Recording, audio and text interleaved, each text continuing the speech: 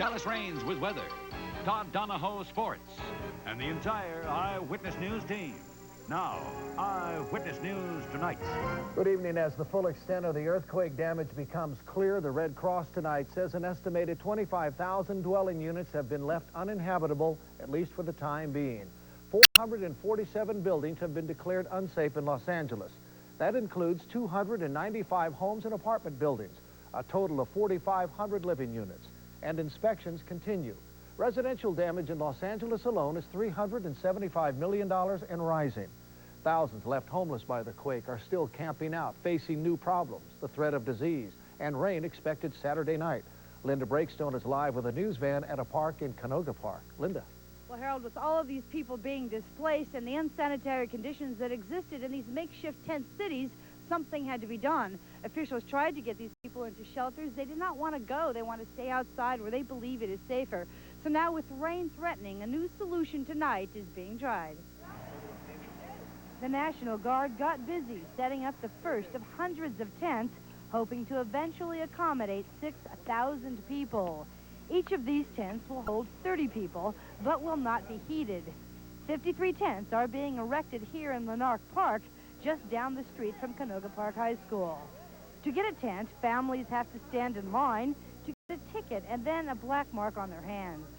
They have stated to me that they were afraid to go back into their homes because of the problems with their houses.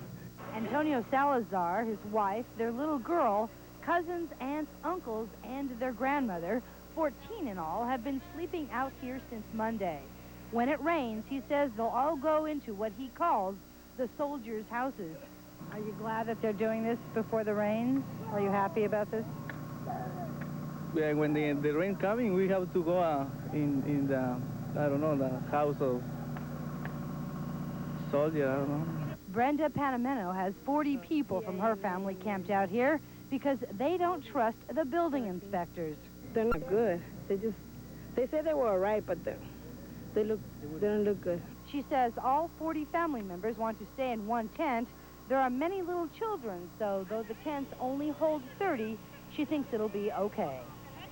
Now, this is the first location here where there are tents being raised tonight. The rest will start going up tomorrow. And with me here is Secretary of Housing and Urban Development, Henry CISNEROS. And Mr. CISNEROS, the tents are going up, but you still want people in shelters, isn't that correct? Absolutely. The mayor and everyone else who together formulated this important humanitarian strategy felt that it was only a backup, that there are Red Cross shelters, that they're very good and quality shelters, and that the real push needs to be to get people into the shelters. You're not encouraging these tents? No, definitely not, because they will become a hazard over time, health-wise, and obviously these are public parks and weren't set up to be tent locations. So we still want to get people into the shelters, but there were some who just wouldn't go, and it was unacceptable to leave them in the rain, and so this solution was formulated. But the strategy is get people in the shelters, get people to permanent housing using the strategies that exist, and then as a backup, we want to. These tents are up, but they're not going to stay up forever. Thank you very much, Secretary CISNEROS. I'm Linda BREAKSTONE reporting live in Canoga Park. Thanks very much for that, Linda. New problem for commuters tonight. This one just discovered today at the juncture of the Ventura and Glendale freeways. It seems gaps have developed. Engineers don't know yet how much of a threat those gaps pose. Our Jeff Michael is there live with an Eyewitness News van to give us a look. Jeff. Well, and this freeway ramp that I'm standing not on, but actually right at the edge of, doesn't have the visual impact of a lot of the pictures that we've seen earlier during the week. But this is a real good example to point out that the damage doesn't stop just after the 10 to 15 seconds of shaking is over. We're certainly talking about aftershocks. In fact, this was found during a Caltrans inspection today. The traffic tonight is rather light as you look at it at a truck blocking the on-ramp. So there aren't any big backups. The separations or gaps were found between freeway sections. 3 of the 4 ramps from the 134 onto the Glendale. You can see it better during the day side. When Caltrans engineers were working on the problems, there's the gap right there. Does not appear... The cables are not damaged. There should not be a problem with the bridge.